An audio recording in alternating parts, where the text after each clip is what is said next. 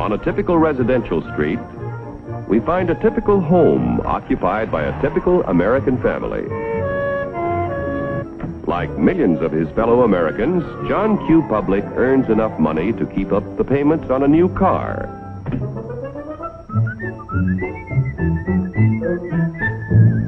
He takes great pride in owning a fine, new, long-term mortgaged home that was built to last a lifetime.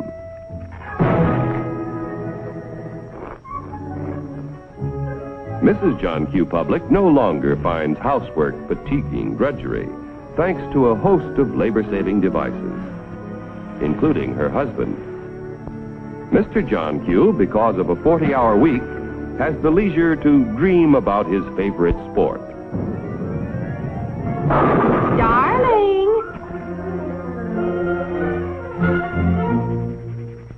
Oftentimes, in a secluded corner of his private den, John Q. reflects on some of the better things he has done with his life.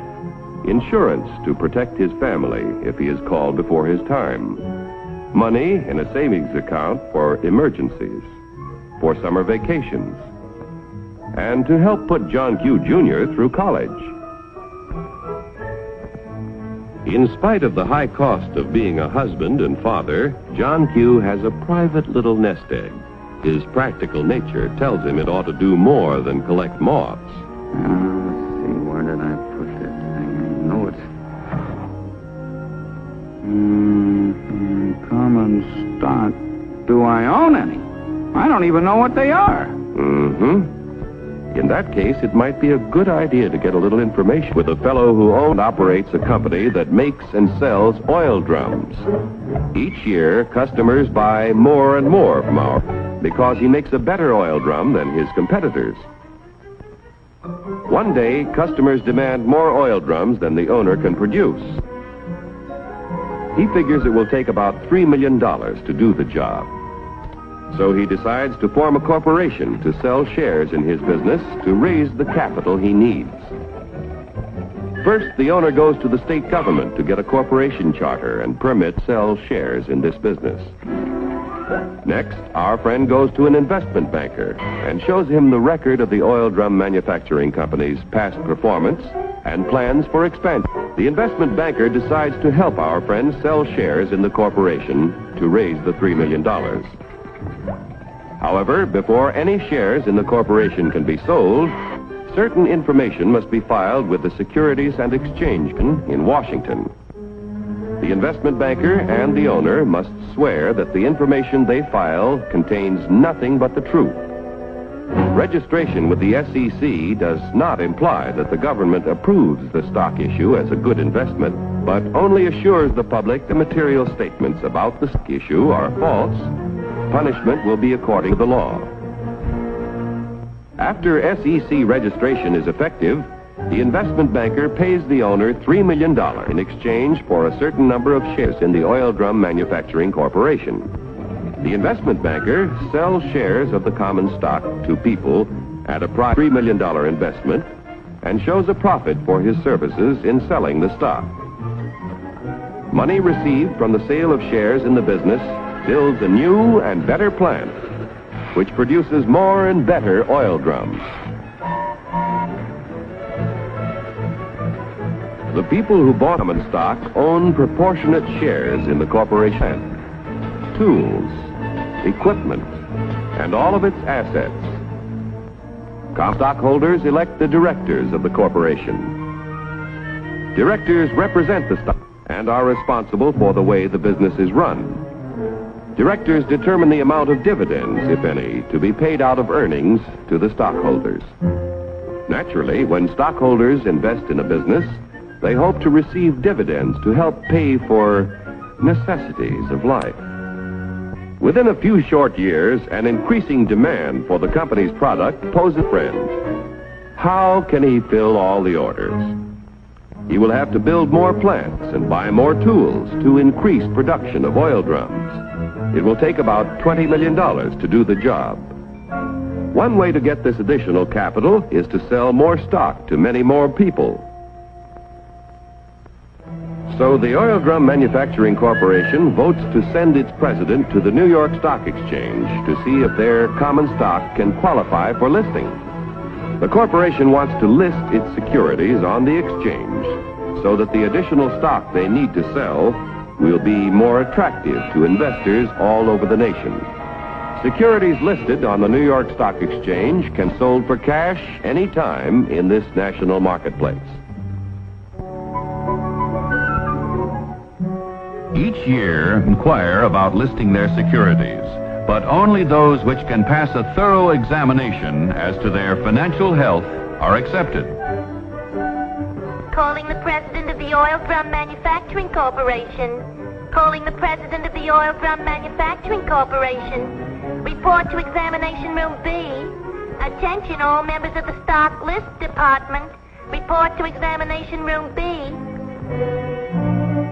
The Stock List Department examines the qualifications of corporations to be listed on the New York Stock Exchange. The corporation must have substantial assets in plants, tools, equipment, and cash. There must be a broad distribution of its shares among a large number of stockholders. The corporation must show successful management and sales records and annual net earnings at the time of listing of at least $1 million. The proposed stock issue must meet federal, state, and New York Stock Exchange regulations. The corporation must agree to report to its stockholders at frequent intervals. If the examination by the Stock List Department indicates the corporation meets minimum requirements of the exchange at the time of the examination, the corporation's application for listing is recommended. The Board of Governors of the New York Stock Exchange finally approves the application and sees that it is made public. Extra, read all about it. Now that the Oil Drum Manufacturing Corporation stock is listed, its name is abbreviated for use on the ticker tape. Each time ODM stock or any other stock listed on the exchange is bought or sold, the ticker tape flashes all over the nation the price and number of shares traded. A buyer in Colorado wants to purchase some ODM stock.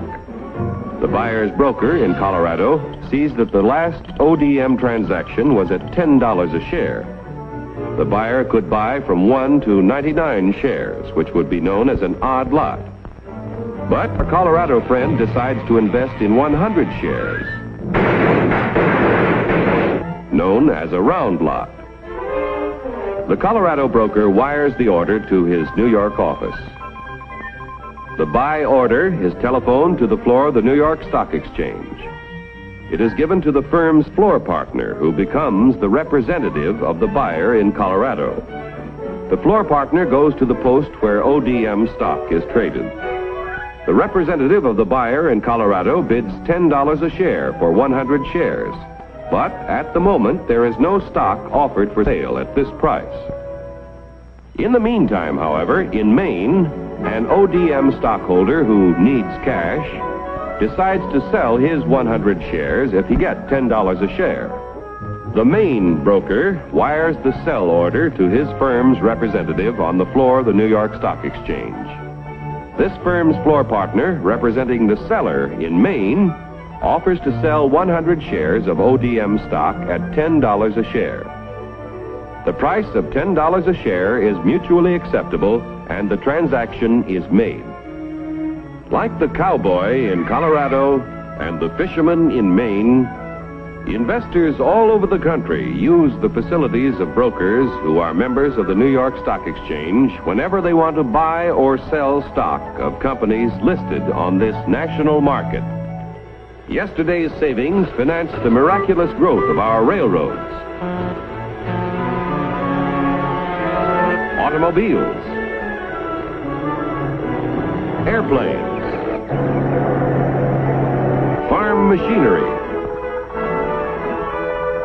communications, electric light and power, textiles, and countless other industries contributing to a more enjoyable life. If a part of our savings